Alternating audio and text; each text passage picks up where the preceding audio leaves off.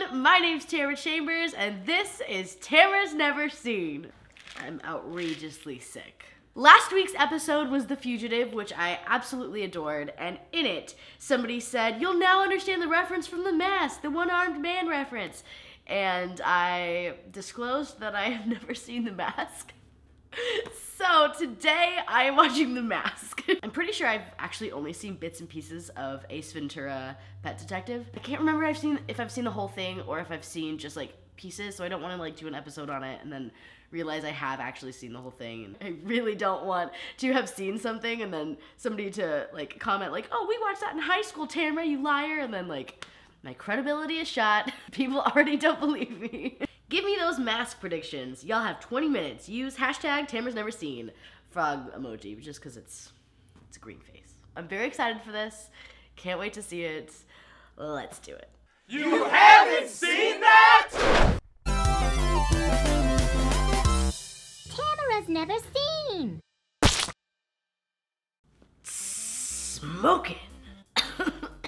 That was such a blast. That was so much fun. I really want to read the comic, really bad. It's got such a like Who Framed Roger Rabbit vibe just because he loves cartoons and that's like the character he goes into when he's wearing the mask. It's just right on the line of being way too inappropriate for children, but you can still like pass it a little bit. I would love to see a full-on adult version of this made. That would be so cool. I mean, one of the first things I wrote down is, oh Lord, Cameron Diaz literally looks like Jessica Rabbit. Stanley, who is Jim Carrey, is set up as like this nice guy and he's always trying to get a girlfriend, but he's so nice. Overused character flaw. The first half hour of this movie really isn't about the mask at all. It's really setting up Stanley, who is this like friendly guy, and he's got a friend who's kind of a jerk, but he's the likable jerk character that you get in like every 90s film ever, who doesn't further the plot, who isn't funny, who does nothing like as a character, doesn't help anything. He annoyed the crap out of me, the friend. But you see that the friend is like, "Oh, let's go to this club and it's called the Love Safari," and then Tina's singing at the club, and it's just a whole thing. Setting up the fact that Stanley's not gonna get into the club, and so he's denied access, and he goes home defeated, and on his way home, he sees somebody in the river, goes to save them, turns out it's just the mask with some trash that's human-shaped. As always, his physical comedy is incredible. I was reading somewhere that they saved money on like CGI, on like special effects, because his face is so like elastic and is able to do so much stuff, and his body as well. What a cool thing. I love the part right before he finds the mask and he kicks the car and the car just falls apart, and he's just got such great facials and such great body movements, and it always reads hilariously, to the point where if you're not really matching him in the film, it's hard to find you likable, like the detective, the main cop character. I did not like him at all. He's, first of all, I think a really bad actor. He's super flat. He'll say a line, and then the second he's done saying the line, he'll completely lose the character. Like, he'll yell, "Go get them!"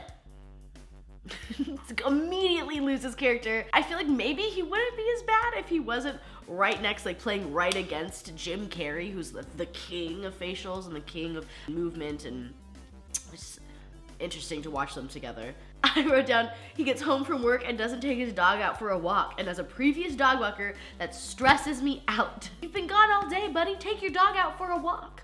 Or get cats. So he's in his apartment and he turns into the mask.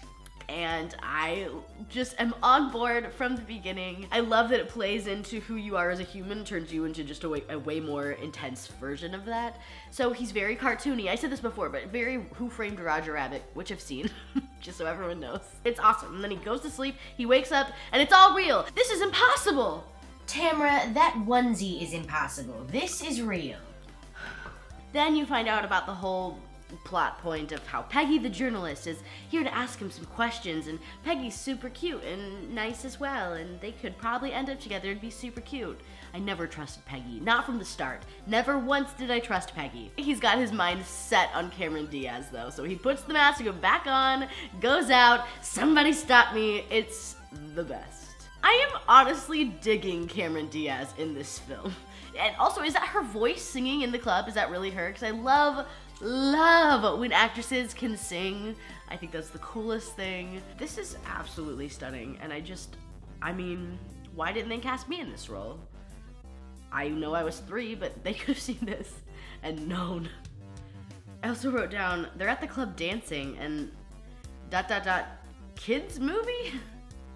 I love the scene where he gets shot and he yells out, "Tell Auntie M to let old Yeller out." It's like those memes where it's like Gandalf and he's like, "Find Harry Potter and bring him to Narnia because our fight against the Time Lords is at the Death Star." You know, when it brings all of them together. I love those memes, and I love Wizard of Oz, so great job there. Check. Liked that. Liked that. Then you get the one-armed man reference, which I get. I get that. I started laughing out loud when that happened. It is so exciting to get references, you guys. I looked this up after the film because I was so impressed with how they did the teeth for the mask character. I've tried to act with like dentures in before, and it is difficult to speak clearly. I already have a problem speaking clearly. I've got like that California like dead throat where like it's like talk like this and it's like not like nothing is really clear and blah, blah, you know, so it's already difficult for me to do that. So difficult with those teeth in. And it turns out that those were just one of the first initial props. Like it was just gonna be for one visual cue, like to scare someone or something. And Jim Carrey likes them so much, he learned how to speak with them so that he could use them as often as possible while in the mask costume. I think that's so cool. Good on you, man. That's awesome. So this is when all the police, all the cops are shooting at the mask, and he keeps changing from outfit to outfit to outfit. And I wrote down, I've always said if I could have one superpower, it would be teleportation, but ... that might change to just outfit changes. Like if I could just have the mask powers instead, I might just do that, cause damn. And then I just wrote down, God damn it, Peggy, you crusty, fill that in as you will. She sells him out for the $50,000. So Stanley's arrested and put in a police station, and Milo comes in to help get him out because Milo's a great friend, and he's like, Milo, go get the keys from the police officer. And Milo comes out with a piece of cheese in his mouth, and I wrote, Milo with the cheese is the true hero of this story. Bad guy who now has the mask is like super powerful, and he's gonna steal money because that's all anyone ever wants. Get creative, people. You can change outfits really fast now, come on. And everything's resolved really quickly when Stanley gets the mask back and then just eats the ball and it explodes in his stomach and everything's fine. So the day is saved. Possibly my favorite part is at the end when the mayor tells the detective to basically go jump off a cliff because he's annoying and flat and he's a bad actor. Stanley and Tina end up together. It was really fun, but I knew it would be great because Jim Carrey's so great at physical comedy. Y'all want to see me watch Son of the Mask? I had a great time. I just spit everywhere too, so. Wow, wow, wow. Beautiful. You will be equally horrified and amused at the whipping out of the condom.